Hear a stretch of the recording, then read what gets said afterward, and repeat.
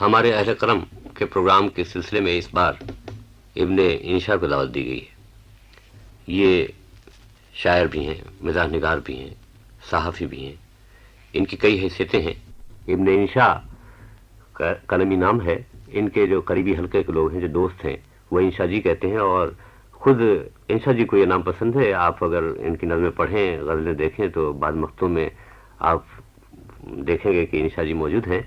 اور مجھے ایک شعر بھی یاد آتا ہے، انشا جی انہیں روک کے پوچھو، ان کو تو مفت ملا ہے حسن۔ انشا جی انہیں روک کے پوچھو، تم کو تو مفت ملا ہے حسن، کس لیے پھر بازار وفا میں تم نے یہ جنس گراں کی ہے۔ انشا جی جی یہ آپ کے سلسلے میں تذکرہ آتا ہے جی میر کا کچھ کہ کچھ نرم ایک غمگسار سا لہجہ ہے، بے شک کچھ نظیر جب زندگی کے تماشا دیکھتے ہوئے دکھاتے ہیں تو کچھ وہ بات بھی ملتی ہے۔ جی میں ایک دوسری بات پوچھنا چاہتا تھا۔ جی میر کے والد نے میر سے کہا تھا کہ بیٹے عشق کرو، جی تو یہ مسلک آپ نے کس حد تک اپنایا، کسی کے کہنے سے یا بغیر کہے؟ نہیں، ہمارے والد نے تو نہیں کہا تھا، اگر ان کو کہیں پتہ چل جاتا کہ ہم یہ کرتے ہیں تو معلوم نہیں وہ کیا کرتے، تو چوری چھپے تو آدمی سبھی کرتے ہیں، لیکن ہر مسئلے کے طور کیا ہم نے، میرے خیال میں میر کے مقابلے ہی کے کیے ہوں گے، ہم نے بھی زندگی اس میں گزار دی۔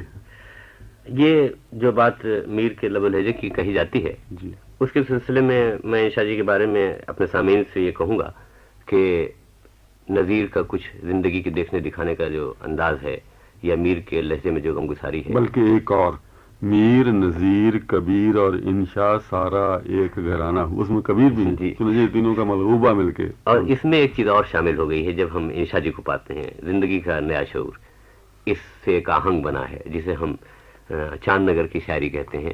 اب اس کے بعد نئے مجموعے آئیں گے ان کی شاعری کے، اس میں یہی لب و لہجہ، یہی آہنگ ہمیں ملے گا۔ دوسری چیز جو انشا جی کے بارے میں مجھے شروع میں جس حد تک مجھے اجازت ہے کہنے کی، میں کہہ سکتا ہوں فرمائیے۔ کہ ان کے ہاں شاعری میں، نثر میں، جی صحافت میں ایک ہی مزاج ہے۔ کبھی ہم نثر جب پڑھتے ہیں تو مزاح نظر آتا ہے، اس میں بھی ایک نرم لہجہ ہے۔ شاعری میں کچھ رومان، کچھ خوابوں کا سایہ، کچھ انوکھی باتیں ملتی ہیں، لیکن وہاں بھی وہی نرم لہجہ ہے۔ انشا جی سے باتیں کرتے ہیں تو باتوں میں بھی اسی نرمی کا مزہ آتا ہے، اسی غمگساری کی لذت ملتی ہے۔ اب چونکہ زندگی کے شعور کا تیکھاپن نثر میں کچھ اور ہو جاتا ہے، اس لیے وہاں ہم ڈھنگ کچھ اور دیکھتے ہیں۔ انشا جی میں چاہتا تھا کہ باتیں تو ہم کرتے رہیں گے، جی لیکن آپ شاعری کے سلسلے میں مشاعرے سے بہت گھبراتے ہیں۔ ہم نے تمام مشاعروں کو ذہن میں رکھ کر اس سے زیادہ سامعین کا انتظام آپ کے لیے کیا ہے، اور آپ سے سنیں گے بھی ضرور۔ یہ نہیں اس وقت آپ سنیں گے؟ جی ہاں سنیں گے۔ خیر، اس وقت سامعین کو میں دیکھ نہیں سکتا، اس لیے کوئی حجاب کی بات نہیں ہے، میں تو یہ سمجھوں گا کہ آپ کو سنا رہا ہوں، یا پہلے بتائیے اپنے آپ کو سنا رہا ہوں۔ آپ جو ہمارے تو ہر طرح کا ناج ہے ہماری کوٹھی میں، نظم، نثر، قطع، غزل، جو بھی کچھ ہے آپ سننا چاہیں۔ ہم لوگ غزل ہی سے کیوں نہ آغاز کریں؟ اس لیے ایک خیر غزل تو نہیں، لیکن ایک غزل نما چیز ہے۔ نہیں غزل کی تکنیک ہی میں سمجھیے، اور اب تک ہم نے کہیں پڑھی نہیں، اور پتہ نہیں چھپی کہ نہیں چھپی، بس سنیے، اپنی شان میں، اپنی مدح میں ہے۔ جی۔ کیسی بھی ہو اس شخص کی اوقات عزیزو، کیسی بھی ہو اس شخص کی اوقات عزیزو، انشا کی غنیمت ہے ابھی ذات عزیزو، اس شہر خرد میں کہاں ملتے ہیں دیوانے، پیدا تو کرو اس سے ملاقات عزیزو، پابند سلاسل ہے پہ زندان جہاں میں، پابند سلاسل ہے پہ زندان جہاں میں، رندان جہاں کی سی کرے بات عزیزو۔ وہ یہاں کلام ہوتا ہے جی، یہ جو پابند سلاسل کی بھی لذت اس میں آپ نے اٹھائی ہے۔ ہاں کچھ تھوڑی سی۔ پابند سلاسل ہے پہ زندان جہاں میں، رندان جہاں کی سی کرے بات عزیزو، ہو مفلس و محتاج پہ ہم نے تو نہ دیکھا، اس کو بے در قبلہ حاجات عزیزو، پایا ہے مگر خاک نشیں اہل طلب میں، اتری ہو جہاں حسن کی بارات عزیزو۔ ابھی ختم نہیں ہوا۔ اس شخص نے یوں کون سا میدان نہیں مارا، بس عشق کی بازی میں ہوئی مات عزیزو، اس میں بھی رہا ہاتھ یہ شیرازہ سخن کا، اس شاخ کے مطلب کی غزلیات عزیزو۔ تو یہ کیا واقعی یہ صحیح ہے کہ جو آپ نے لکھا ہے کہ عشق میں مات ہوئی، یا اس میں سب کا رونا رو لیا وہ آپ نے۔ کس کو نہیں ہوئی یہ نہیں سمجھیے، ویسے تو ناکامیاں عشق یا کامیابی دونوں کا حاصل خانہ خرابی، تو اس میں تو جیت مات کا پتہ بھی نہیں چلتا کہ آپ جیتے ہیں کہ آپ ہارے۔ انشا جی، آپ کے جو نقاد ہیں جی یا جو ادب کے بارے میں زیادہ ذمہ داری سے گفتگو کرنے والے ہیں، وہ خاص پتہ طور نہیں سے یہ کون، کیونکہ ہم نے تو مدت سے دیکھا کہ ہمارے متعلق ہم نے کوئی تحریر نہیں پڑھی، پر پہلے زمانے میں بہت لوگ لکھتے رہے ہیں۔ تو ان کا یہ کہنا ہے جی کہ نظم خاص طور سے آپ کا مزاج ہے، اور میں سمجھتا ہوں کہ بڑی حد تک صحیح ہے، کیونکہ یہ نہیں ہے کہ غزلیں آپ کی خوبصورت نہیں یا ان میں آپ کا مزاج نہیں ڈھلا ہے، جی بلکہ یہ شاید آپ کے فن میں وہ نظم کو اولیت دیتے ہیں۔ آپ کا کیا خیال ہے اس سلسلے میں؟ میرے خیال میں وہ ٹھیک ہے۔ اصل میں غزل کو تو میں معاشرہ ہو یا انسان ہو اس کے زوال کی ایک علامت سمجھتا ہوں، اس لیے نہیں، حالانکہ غزل میں بڑی جاندار چیزیں کہی گئی، اور آج کل کے لوگ جو غزل لکھ رہے ہیں پچھلے 25 برس میں لکھی گئی ہے، اس سے پہلے پوری اردو کی تاریخ میں نہیں لکھی گئی، اس میں سماجی شعور ہے، ورنہ اس سے پہلے غزل کا مطلب یہ تھا کہ جو سماجی شعور سے یا تھک جاتے ہیں یا اس سے بیرت حاصل کرنا چاہتے ہیں۔ لیکن یہ ہے کہ آپ کو معلوم ہے بعض مضامین ایسے ہوتے ہیں ان کو آپ کو اس طریقے سے کہ اس کے لیے نظم ہی کا پیرا اختیار کرنا پڑتا ہے۔ اصل میں ہر موضوع اپنا اسلوب خود تلاش کرتا ہے، چنانچہ میں نے جو نظمیں کہیں میرے خیال میں مثلا بغداد کی ایک رات ہے یا شنگھائی ہے، ان کو آپ غزل میں ایکسپریس نہیں کر سکتے، نہ قطع میں کر سکتے ہیں۔ البتہ جب کبھی یہ عاشقی کی افسردگی کا موڈ ہوتا ہے اس کے لیے غزل آتی ہے۔ ایک بات راز کی طرح بتا دیجیے فرمائیے۔ عیشا جی، یہ نظمیں آپ کہتے ہیں اور اس میں زندگی کا جو ایک شعور ملتا ہے یا نئی باتیں ہیں، لیکن غزل کی جو خوبصورتی ہے وہ سب کے سب میں نظموں میں دیکھتا ہوں، اس کی کیا وجہ ہے؟ یہ نہیں، یہ تو خیر ایک بڑا کمپلیمنٹ ہے، اس لیے کہ نظم کی خوبی یہ ہے کہ اس میں غزل کا سا حسن ہو، کیونکہ جو صفائی آپ کو معلوم ہے کہ اتنی صدیوں میں منجھا کے ہماری غزل کے اسلوب میں ہے، وہ ابھی نظم میں نہیں آئی، اچھی سے اچھی نظم میں نہیں آئی۔ اس لیے اگر آپ کہیں کہ بھئی اس کے شعروں میں غزل کی شعر کی صفائی ہے تو اس کو کمپلیمنٹ جاننا چاہیے۔ مجھے نہیں معلوم کہ میرے ہاں یہ بات ہے کہ نہیں ہے، اور نہ میں نے کبھی اس کی تجزیہ کیا ہے۔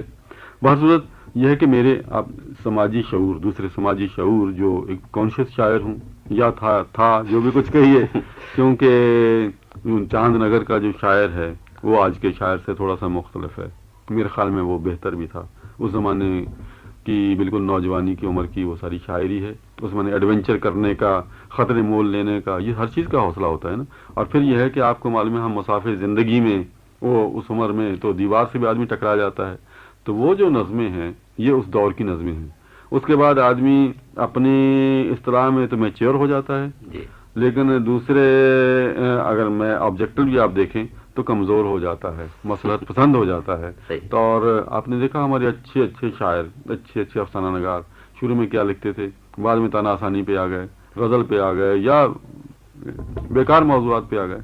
میں یہ تو نہیں کہتا، لیکن وہ حوصلہ اور وہ ایڈونچر وہ تو اب نہیں آپ پائیں گے۔ عیشا جی، وہ آپ کے سلسلے میں ایک بات یاد آئی، میں پنڈی گیا ہوا تھا، جی تو ایک خاتون نے مجھ سے اچانک سوال کیا جی کہ آپ نے چاند نگر پڑھی ہے؟ جی تو میں نے کہا کہ ہاں پڑھی ہے اور مجھے بہت پسند ہے اس کی نظمیں۔ ہاں۔ تو انہیں بڑی تسلی اور تشفی ہوئی، اچھا۔ اطمینان ہوا، تو ان کے چہرے پہ جو آسودگی کا انداز تھا، جی۔ تو میں آپ سے یہ کہوں گا کہ آپ کیوں پھر اپنے سامعین سے اتنا دور دور رہتے ہیں؟ نہیں دور دور نہیں رہتا میں، ویسے یہ ایک حد تک یہ شکایت ٹھیک ہے، میرے بہت سے سامعین، میرے بہت سے یوں سمجھیے کہ دوست کہنا چاہیے ایسے ہیں جو مجھے شاعر ہی دیکھنا چاہتے ہیں، اور اگر آپ مجھ سے پوچھیں کہ بھی اگر یہ چوائس ہے کہ تم شاعر ہونا چاہتے ہو یا نثر نگار، میں پوچھنے والا تھا بھی، پوچھیے۔ تو اصل میں میری ذات تو وہ شاعر ہی کی ہے، اور میں اپنا حشر نشر شاعروں ہی کے ساتھ چاہتا ہوں۔ اب یہ دوسری بات ہے کہ آپ کو معلوم ہے کہ ایک تو میں اخبار میں لکھتا ہوں، پھر نثر کے سمجھنے والے پڑھنے والے زیادہ ہوتے ہی ہیں اپنے طور پہ، لیکن بہر صورت مجھے تو دونوں میں آسودگی ملتی ہے لکھنے میں، اور جس چیز کو آپ انجوائے کر کے لکھیں اس میں کوئی نہ کوئی بات پھر نکل آتی ہے۔ عیشا جی، میں نے یہ دیکھا کہ جیسے زندگی کے جو سماجی شعور ہے جی وہ آپ کی شروع کی نظموں سے لے کے اب تک جی ہمیں ملتا ہے۔ جی پھر یہ ہے کہ عشق، جیسے آپ بات ہوئی تھی شروع میں ہاں، ہماری ہاں، آپ کی، جی۔ تو آپ کا عشق محبوب سے بھی ہے، زندگی سے بھی ہے، جی۔ لیکن سب سے زیادہ محبوب سے زیادہ لیکن مجھے سب سے زیادہ جس چیز سے عشق ملا ہے آپ کی نظموں میں، جی۔ وہ زندگی کے انوکھے پن سے، انوکھی باتیں، سحر انگیز باتیں جنہیں ہم اپنے خوابوں میں بھی تلاش کرتے ہیں، زندگی میں بھی تلاش کرتے ہیں، وہ آپ کو بہت زیادہ عزیز ہیں۔ اور آپ کی نظموں پہ ان کی گرفت ہے، تو آپ ان کی گرفت میں ہیں یا آپ انہیں گرفت میں لے لیتے ہیں؟ نہیں، آپ جو کہہ رہے ہیں آپ کو بھی اسی قسم کا کوئی روگ ہوگا جو آپ سبجیکٹلی اس چیز کو دیکھ رہے ہیں، ورنہ میں نے اس کا تجزیہ نہیں کیا کبھی، تجزیہ نہیں نہیں کیا؟ تجزیہ نہیں کیا۔ تو اب پھر ایک نظم سنا دیے، کیونکہ تجزیے کے بغیر آپ کی نظموں میں یہ چیز ڈھلتی رہی ہے، کیوں نہ ہم باہر سے اسے دیکھیں کہ کس طرح یہ خوبصورتی ڈھل کر تو آئی۔ پھر نظم میں اسی طرح کی پھر آپ کو جو آپ نے میر کا حوالہ دیا اور اپنے عشق کا حوالہ دیا، تو بلکہ شرمندہ بھی ہوتا ہوں، لیکن بہرحال سن لیجئے۔ ہاں غزل نظم دونوں ایک ملے ہوئے، جو جی چاہے سمجھیے۔ ہو نہ دنیا میں کوئی ہم سا بھی پیاسا لوگو، جی میں آتی ہے کہ پی جائیں یہ دریا لوگو، کتنی اس شہر کے سخیوں کی سنی تھیں باتیں، ہم جو آئے تو کسی نے بھی نہ پوچھا لوگو، واہ، اتفاقاً ہی صحیح پر کوئی در تو کھلتا، جھلملاتا پس چلمن کوئی سایہ لوگو، سب کے سب مست رہے اپنے نہاں خانوں میں، کوئی کچھ بات مسافر کی بھی سنتا لوگو، واہ، ہوں گے اس شہر میں کچھ اس کے بھی پڑھنے والے، یوں تو یہ شخص بھی مشہور تھا خاصا لوگو، کسی دامن کسی آنچل کی ہوا تو ملتی، جب سرے راہ یہ واماندہ گرا تھا لوگو، ایک تصویر تھی کیا جانیے کس کی تصویر، نقش موہوم سے اور رنگ اڑا سا لوگو، ایک آواز تھی کیا جانیے کس کی آواز، اس نے آواز کا رشتہ بھی نہ رکھا لوگو، واہ، کچھ پتا اس کا ہمیں ہو تو تمہیں بتلائیں، کون گھر کون نگر کون محلہ لوگو، یہ بچنے کے لیے تو انشاء جی راستہ نہیں نکالا آپ نے۔ دیکھیے کچھ پتا اس کا ہمیں ہو تو تمہیں بتلائیں، کون گھر کون نگر کون محلہ لوگو، چند حرفوں کا معمہ تھا وہ الجھا سلجھا، اس نے تو نام بھی پورا نہ بتایا لوگو، ہائے یہ درد کہ مشکل سے تھما تھا دل میں، چاند پونم کا ابھی سے نکل آیا لوگو، چاند پونم کا ابھی سے نکل آیا لوگو، پھر وہی دشت کی پہنائی ہے، وحشت دل نے کہیں کا بھی نہ رکھا لوگو، واہ، ایک ہی شب ہے طویل اتنی طویل، اپنے ایام میں امروز نہ فردا لوگو، اس میں ہمت ہے تو در آئے اٹھا دے یہ حصار، اپنے گنبد میں تو در ہے نہ دریچہ لوگو، واہ، اب آگے سنیے۔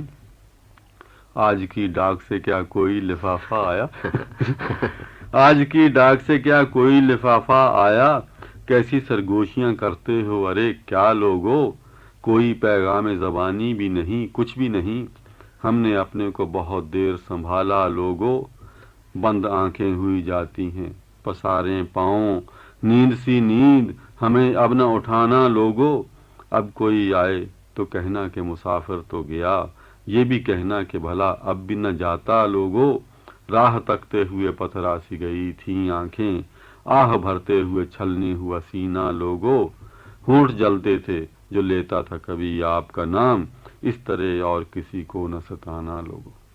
انشاء جی اس نظم کا جو موضوع ہے جی، اس پر تو ہم گفتگو اس لیے نہیں کرتے ہاں، کہ وہ تو آپ نے نظم سامعین کو سنا دی ہے، سنا دی، ہاں، جو لذت اس میں ہے، جو خوبصورتی اس میں ہے، ان کے بھی حصے میں آ گئی، اور کچھ چیزیں تو آپ ہی کا دکھ رہیں گی جی، اس لیے کہ آپ کی ہیں، لیکن کچھ چیزیں ایسی ہیں جو سب تک پہنچ گئیں۔ ہاں، اب میں اس سلسلے میں نظموں کے سلسلے میں جی، ایک اور پہلو کی طرف اشارہ کروں گا جس کا ذکر ابھی آپ نے کیا تھا، جی، جیسے بغداد کی ایک رات ہے، بغداد، شنگھائی ہے، جی، سرائے ہے، جی، طویل نظمیں، جی، اس میں آپ کو بڑی کامیابی ہوئی تھی، آپ نے بڑی خوبصورت نظمیں لکھی ہیں، ہاں، ادھر آپ نے کچھ توجہ دی ہے؟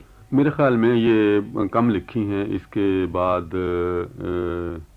چاند نگر کے چھپنے کے بعد جی، ایک میں نے لکھی تھی، وہ چھپی نہیں، وہ کوریا کی خبریں تھیں، جی، وہ بھی اچھی لمبی نظم تھی، اس کے بعد ایک میں ہوں الجیریا، وہ ایک چیز تھی، لیکن اچھا، اور پھر یہ جو ابھی 3-4 سال میں نے لکھی دیوارے گریا، اس کو بھی آپ طویل نظموں میں رکھیے، کیونکہ وہ تو ایک لمحاتی ایک تاثر کی پیداوار تھی، بڑے زبردست اثر ہوا تھا، سب ہوا تھا، لیکن ویسے دیکھا جائے تو جس طرح منظم طور پہ نظمیں چاند نگر میں ملتی ہیں اس طرح کم ہے۔ اچھا، اب انشاء جی کچھ ہم چاہتے تھے کہ نثر کی طرف ہم آئیں۔ جی، میں نے آپ کو نہ صرف یہ ہے کہ پڑھا ہے جی، بلکہ لکھتے ہوئے بھی دیکھا ہے، نثر جب آپ لکھتے ہیں، ہاں، اور جب آپ اس کی تیاری کر رہے تھے اس وقت بھی آپ سے ملا ہوں، جی، اور اس پہ گفتگو بھی پہلے جی، ہو چکی جی، ہے، جی، تو کیوں نہ میں آپ ہی سے پھر شروع میں کہلوا دوں. ہاں. نثر کی تیاری کے سلسلے میں بہت عرصہ ہوا آپ نے ایک بات کہا تھا جی کہ ہم جب ایک بات کہہ لیتے ہیں اس میں مزاح ہوتا ہے جی. تو لوگ ہنس لیتے ہیں, ہاں. چھٹی ہوئی. جی. لیکن ہماری چھٹی نہیں ہوتی, بلکہ اس کی بہت تیاری کرنی پڑتی ہے. نہیں اصل میں نہیں, مجھے نہیں معلوم میں نے یہ بات کب کہی تھی, ضرور کہی ہوگی, لیکن یہ ہے کہ میرا اپنا یہ پلاننگ تو میری زندگی میں ہے نہیں, نہ زندگی میں ہے نہ میری شاعری میں ہے. وہ تو جب میرا قلم جب تک کاغذ کو چھوتا نہیں تب تک میرے ذہن میں کچھ نہیں ہوتا. کوئی سٹارٹنگ پوائنٹ ہوتا ہوگا. یہ کالم بھی جو ہے آپ نے دیکھا ہوگا بات سے بات نکلتی آتی ہے, لفظ سے لفظ, محاورے سے محاورہ, ایسی کوئی چیز. اسی طرح شاعری میں بھی میرا حال ہے. تو اس لیے اس میں مجھے تیاری نہیں کرنی پڑتی. اگر میں لکھتا ہوں تو لکھنا ہوتا تو میں 10 منٹ میں 15 منٹ میں, اور اخبار میں لکھنے والے کا آپ کو معلوم ہے کہ اس کو فرصت نہیں ہوتی. یہ جو سب کچھ ہے یہ ساری زندگی کے تجربے کا, مطالعے کا, سب کا نچوڑ ہوتا ہے. بظاہر تو ایک سادہ سا مصرع یا سادہ سی تحریر نظر آتی ہے. یہ کالم ہے, کالم میں یہ عجیب قصہ ہے. یعنی کوئی یہ زبان میں اس لیے نہیں لکھتا, نہ محاورہ نہ محاورے, یہ کہیں ذہن کے کہیں پیچھے رتنا سرشار جو بہت بچپن میں پڑھا تھا, اور محمد حسین آزاد, یہ دو ہیں. یہ دو, اور تیسرے مولوی عبدالحق, یہ ان کی تحریر کا میں قتیل ہوں, یوں کہنا چاہیے. اگر کسی کا اثر ہے تو ان تینوں صاحبوں کا تھوڑا بہت اثر کہنا چاہیے. تو یہ اور وہ بچپن کا مطالعہ, بعض اوقات ایسی چیزیں ہیں کہ مثلا سودا کے یا ذوق کے اشعار, وہ میں نے 6ٹھی جماعت میں, جبکہ 11ویں سال عمر کے 11ویں سال میں اس وقت پڑھے تھے.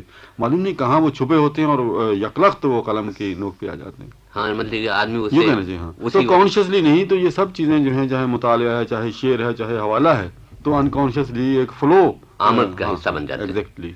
تو اب یہاں آپ تو کہیں گے نہیں, مجھے کچھ باتیں کہنی ہیں. فرمائیے. اس مزاح کے سلسلے میں جو آپ کے یہاں ملتا ہے, اپنی تہذیبی مختلف سطحیں ذہن میں رکھیں تو اس میں انداز وہ اچھا ہے جہاں آدمی زیر لب مسکرا لے. انشا جی اسی سر مجھے تو لکھتے ہوئے ایک عجیب گدگداہٹ سی ہوتی ہے, یوں کہنا چاہیے. اب سے تبسم کہہ لیں, کچھ کہہ لیں, خواہ تو ہر صورت نہیں ہے کسی صورت, لیکن اگر آپ نے مجھے لکھتے دیکھا ہے تو میں خود بلکہ دروازہ بند کر لیتا ہوں, کیونکہ اس میں خود ساتھ مسکراتا جاتا ہوں, انجوائے کرتا ہوں, جیسے کسی اور کی تحریر ہو. تو یہ گدگداہٹ سے زیادہ نہیں. یہ جو زیر لب دوسرا مسکرا رہا ہے, تو آپ مسکراتے جاتے ہیں اور دوسروں کو بھی مسکراہٹ دیتے جاتے ہیں. دوسرے پر بھی وہی اثر اس طرح آتا ہوگا. بعض مذہب خیز چیزیں زندگی میں ہوتی ہیں, کبھی سچویشن, کبھی کسی فرد میں, کبھی قدروں میں, کبھی ہمارے حالات میں. صاحب ہم نے دیکھی اس کے باوجود طنزیں, یعنی سیاسی بھی, زندگی کی طنزیں بھی بہت لکھی ہیں. کوشش یہ رہتی ہے کہ بھائی جس کے متعلق لکھی گئی ہے وہ بھی اس کو انجوائے کرے. اکثر صورتوں میں یہ ہوتا ہے, خیر برا ماننے والے بھی ہیں, یعنی جن کو ہیومر کی سینس نہیں ہے, سینس آف ہیومر نہیں ہے, ورنہ اکثر لوگ وہ چوٹیں سہ جاتے ہیں اس لیے کہ ملفوف ہوتی. اصل میں یہ ہے کہ اس کا پڑھنے والے کا بھی تھوڑا سا لکھا پڑھا ہونا ضروری ہے. سامنے خفا ہو رہے ہیں انشا جی, میں چاہتا ہوں کہ آپ کوئی چیز پڑھ کر سنا دیں. یہ آپ کا نثر میں کوئی مضمون یا کالم. ہاں گفتگو ہم اس پہ کریں گے, لیکن ذرا ہمارے سامعین آپ سے ہی سن لیں. میرے خیال میں ایک مختصر سا ایک ہم نے سپاسنامہ لکھا تھا ایک بے لوث کارکن کی طرف سے. آپ کو زندگی میں بہت بے لوث کارکن ملتے ہیں, تو ہم نے جناب والا پاکستان کے بے لوث کارکنوں کی جماعت انجمن بے لوث کارکنان پاکستان رجسٹرڈ تہہ دل سے جناب والا کا خیر مقدم کرتی ہے. جناب والا, ہماری انجمن کی ایک خصوصیت میدان میں کود پڑنا ہے. چنانچہ آج بھی ہم اپنے اشارے پر میدان میں کود پڑنے کو تیار ہیں, بشرطے کے میدان میں یہاں سے وہاں تک روئی کے گدے, نہالچے اور گالیچے بچھا دیے جائیں. ان کے بغیر میدان میں کودنا گزند کا باعث ہو سکتا ہے, چوٹ آ سکتی ہے. جناب والا, انجمن ہزا یعنی انجمن بے لوث کارکنان پاکستان کے دروازے سب پر کھلے ہیں, کیونکہ اس کے اندر کچھ نہیں ہے. پہلے تھا لیکن اس کو کارکنان مذکور ہاتھوں ہاتھ اٹھا لے گئے. اب فقط دروازے کا سائن بورڈ باقی ہے جسے انجمن ہزا بخوشی قوم کی نظر کرنے کو تیار ہے. یہ مضبوط شیشم کی لکڑی کا بنا ہوا ہے, اس پر دھوبی کپڑے پٹک سکتے ہیں, جو دھوبی نہیں ہے وہ سر پٹک سکتے ہیں. غسال مردے نہلا سکتے ہیں, بلکہ مردے اپنی مدد آپ کے اصول کے تحت آپ نہا سکتے ہیں. جناب والا, انجمن ہزا کے سبھی کارکنان پرلے درجے کے بے لوث کارکن ہیں. ان سے کوئی ان کے خدمت کے صلے کی بات کرے تو مارنے کو دوڑتے ہیں. یہ خاکسار میاں فقیر محمد, سیکرٹری جنرل انجمن ہزا, بالخصوص فقیر منش آدمی ہے. اسے آپ سے کوئی خواہش نہیں ہے سوائے عہدے کی خواہش کے, اور کسی قسم کا لالچ نہیں ہے سوائے روپے کے لالچ کے. خاکسار دولت پر لات مار چکا ہے, ثروت پر لات مار چکا ہے, شہرت پر لات مار چکا ہے اور بھی کئی چیزوں پر لات مار چکا ہے جو اس وقت یاد نہیں. افسوس اب یہ لات اس قابل نہیں رہ گئی کہ مزید کسی چیز پر ماری جا سکے. لات مارنے کی عادت سے مجبور ہو کر اس خاکسار نے ایک کتے کے بھی لات مار دی تھی. وہ محاورے نہیں سمجھتا تھا. اس نے اس جذبہ ایثار کی قدر نہ کی. جواب میں دانت مار دیے. آدمیت سے بعید حرکت کی. جناب والا، جیسا کہ خاکسار نے عرض کیا، خاکسار کو آپ سے یا حکومت سے کسی قسم کی غرض نہیں ہے. تاہم خاکسار کو شہر کی مین مارکیٹ میں جو زیر تعمیر ہے کونے والی بڑی دکانیں الاٹ کر دی جائے تو خاکسار کا قوم کی بے لوث خدمت کا جذبہ روز افزوں ہو سکتا ہے. اس لیے کہ انجمن ہزا کی عہدہ داری کے علاوہ جسے خاکسار ذاتی اغراض کے لیے استعمال کرنا حرام سمجھتا ہے، خاکسار کا چھوٹا سا ذاتی کاروبار بھی فقیر اسٹون ورکس کے نام سے ہے کہ ہمیں محنت کرنی چاہیے، پیٹ پر پتھر باندھ کر بھی محنت کرنی چاہیے. لہذا خاکسار کی فرم نے لوگوں کو پیٹ پر باندھنے کے لیے پتھر برعایت نرخوں پر سپلائی کرنے شروع کر دیے ہیں. یہ پتھر منگو پیر کی پہاڑی کے ہیں، لہذا مضبوط ہونے کے علاوہ روحانیت سے بھرپور اور خیر و برکت سے معمور ہیں. یہ پتھر پیٹ پر باندھنے کے علاوہ اور بھی کئی کام آ سکتے ہیں. محبوب لوگ ان سے سنگ آستان بنواتے ہیں اور اس پر عاشق لوگوں سے ناک گھسواتے ہیں. ناک اور جبین کے علاوہ ان پر ہلدی اور مرچ بھی بخوبی پیس سکتے ہیں. خودکشی کے لیے ہمارے ہاں کے پتھر آزمودہ ہیں. جو کو ان کو اپنے ساتھ باندھ کر دریا میں کودا، پھر پانی کی سطح پر نہ ابھرا، ظالم سماج ہاتھ ملتا ہی رہ گیا. خودکشی کرنے والوں کے بے شمار تصدیقی سرٹیفکیٹ ہمارے پاس موجود ہیں کہ ہم کو ایک ہی پتھر سے فائدہ ہوا، قید حیات و بندگان سے نجات مل گئی. اب چند پتھر فلاں فلاں حضرات کو ہماری طرف سے بھیج دیجیے. دکان سے دریا کے پل تک پتھر پہنچانے کا خرچ ہم اپنے پلے سے دیتے ہیں، گاہک سے چارج نہیں کرتے. آخری پیرا ہے. جناب والا، جانے کس شاعر نے کہا ہے لیکن خوب کہا ہے کہ اس رزق سے موت اچھی جس رزق سے آتی ہو پرواز میں کوتاہی. واقعی ساری خرابیوں کی جڑ رزق یعنی غلہ وغیرہ ہے. اس وقت ہماری قوم کو غلے کی اتنی ضرورت نہیں جتنی کہ پتھروں کی ہے. ایک چھوٹی سی مثال ہے. ہمارے ایک بزرگ جن کا نام میں اس وقت بھول رہا ہوں، دانہ گندم کی وجہ سے جنت سے نکالے گئے. آج تک کوئی پتھروں کی وجہ سے نہیں نکالا گیا. شاعر مذکور نے جو رزق سے موت کو بہتر بتایا ہے تو اس کی وجہ ہے. مرنے والے کے مزار پر ہماری دکان کے مضبوط اور خوبصورت پتھر لگائے جا سکتے ہیں، کسی زندہ آدمی کے مزار پر نہیں. جس نے ایک بار اپنی قبر پر ہمارے ہاں سے پتھر کی تختی لگوائی، ہمیشہ کے لیے ہمارا گرویدہ ہو گیا. جناب والا، ایک لو میں قطع تاریخ ہم آپ کی بھی نظر کرتے ہیں، وقت آنے پر کام آئے گی، غیر قبول افتاد زہی عز و شرف. تو یہ تو بہرحال سامعین نے سنا اور وہ پڑھتے بھی رہتے ہیں آپ کو. جی، اس میں جو مزاح ہے، جس انداز سے آپ نے اسے لکھا ہے، اس پر اس وقت کوئی تبصرہ تو ممکن نہیں ہے، اس لیے کہ یہ تو جو لذت ہمیں ملی ہے وہ سامعین کو براہ راست مل گئی ہے. یہی بہت. میں آپ سے وقت کی کمی کی وجہ سے آپ کی کتابوں کے بارے میں چند باتیں کرنا چاہتا تھا. کچھ تو آپ کی کتابیں شائع ہو چکی ہیں، جیسے سفر نامے ہیں آپ کے. ہاں، ان میں وہ چلتے ہو تو چین کو چلیے، آوارہ گرد کی ڈائری، دنیا گول ہے، یہ چھپ چکے ہیں اور نئے بھی چھپنے والے ہیں. اس مہینے میں انشاءاللہ آئے گا. آپ کی نظموں کا نیا مجموعہ کب تک آ رہا ہے؟ وہ بھی دیکھیے انجم صاحب، میں کوشش تو 3 سال سے کر رہا ہوں، بلکہ ابھی میں دیکھ رہا تھا کتابت جو ہے اس پہ 1971 لکھا تھا.